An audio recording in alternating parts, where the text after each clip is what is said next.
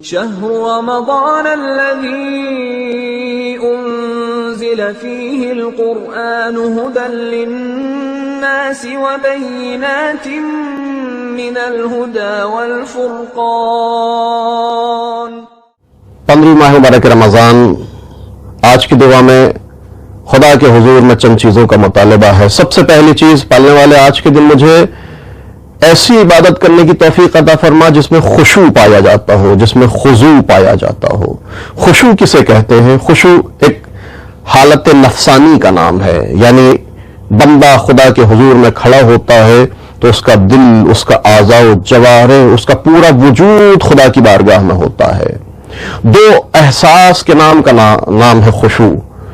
پہلا احساس بندے کو خدا کی عظمت کا احساس ہو، اور اس کے بعد اس کے مقابلے میں اپنے چھوٹا ہونے کا احساس ہو۔ جب یہ دو احساس پیدا ہوتے ہیں تو قلب میں خشوع کی حالت پیدا ہوتی ہے، اعضاء و جوارح انسان کے خاضع ہو جاتے ہیں۔ ایک مثال دینا چاہتا ہوں خضوع اور خشوع کی۔ جب ایک انسان اپنے کام کے لیے کسی بڑے آفیسر کے سامنے، کسی بہت بڑے آفیسر کے سامنے جاتا ہے تو اس کی حالت کیا ہوتی ہے؟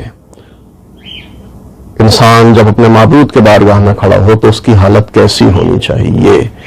بس اسی شکستہ حالت اور شکستہ نفسی کا نام ہے خضوع۔ انسان ایسی عبادت کرے کہ اس کا قلب بھی خاشع ہو، اس کے اعضاء و جوارح بھی خاشع ہوں۔ روایت میں ملتا ہے کہ پیغمبر اسلام نے ایک عربی شخص کو دیکھا کہ نماز پڑھ رہا ہے، نماز کی حالت میں بار بار اپنی داڑھی کو کھجاتا ہے، عجیب غریب کام انجام دیتا ہے۔ پیغمبر کہتے ہیں کہ اگر اس کا دل خاشع ہوتا تو اس کے اعضاء و جوارح بھی خاضع اور خاشع ہوتے۔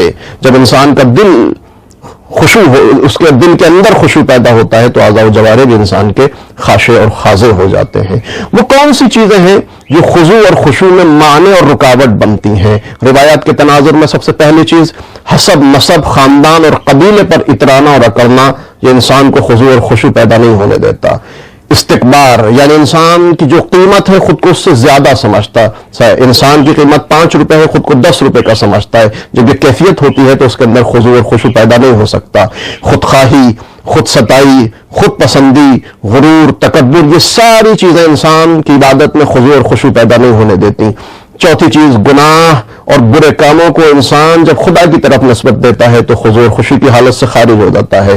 جب انسان اللہ کی نعمتوں کا انکار کرتا ہے تاکہ اس کی اطاعت نہ کرے تو اس کے اندر خضوع اور خشوع والی کیفیت پیدا نہیں ہو سکتی۔ یہ وہ چیزیں تھیں جو خضوع اور خشوع میں مانع ہوتی ہے۔ جب انسان ان چیزوں کو برطرف کر لیتا ہے تو خدا کا خاشع بنتا ہے، ایسی عبادت کرتا ہے جو خاشعین والی عبادت ہے۔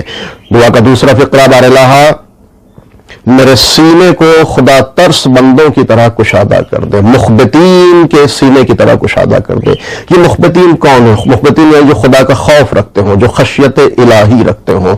کچھ روایات میں مخبتین کے صفات بیان کیے ہیں۔ پہلی صفت مخبتین وہ ہے جو دیداری میں ثابت قدم، محکم اور استوار رہتے ہیں، دنیا کے امور میں دور اندیش اور خوش اخلاق ہوتے ہیں، ایسا ایمان رکھتے ہیں جو دولت و یقین سے مالا مال ہوتا ہے، علم کے حصول کے لالچی ہوتے ہیں، دنیا کو حقیر و ناچیز سمجھتے ہیں، دولت مندی میں میانہ روی اور غربت میں بردباری اور عزت نفس کو مجروح نہیں ہونے دیتے، کسب حلال کی تڑپ رکھتے ہیں لیکن مال کا لالچ دل میں نہیں رکھتے۔